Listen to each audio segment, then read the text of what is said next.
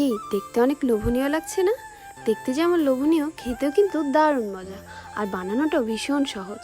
ডিমের এই রেসিপির জন্য নিয়ে নিয়েছি কিছুটা পেঁয়াজ কুচি, মরিচ কুচি, আর নিয়েছি আলু কুচি। সাথে নিয়ে নিয়েছি লবণ, জিরা গুঁড়ো, মরিচ গুঁড়ো, হলুদ গুঁড়ো আর ধনিয়ার গুঁড়ো। সাথে নিয়ে নিয়েছি কিছুটা ধনিয়া পাতা কুচি।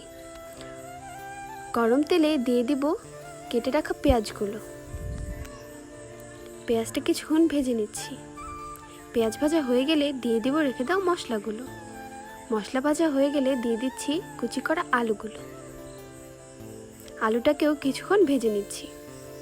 ভেজে নেওয়া হয়ে গেলে দিয়ে দিব কিছুটা পানি। পানিটা দেওয়ার পরে কিছুক্ষণের জন্য ঢেকে দিচ্ছি।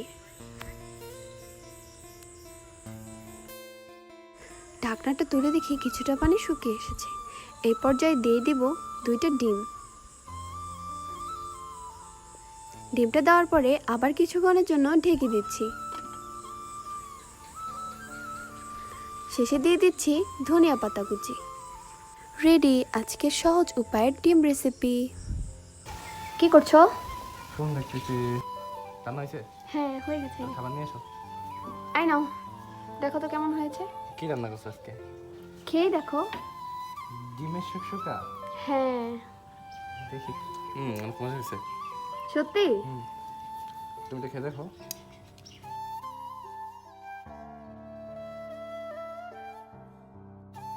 সত্যি তোমার রান্না তুলনা হয় না, অতুলনীয় রান্না করেছো তুমি।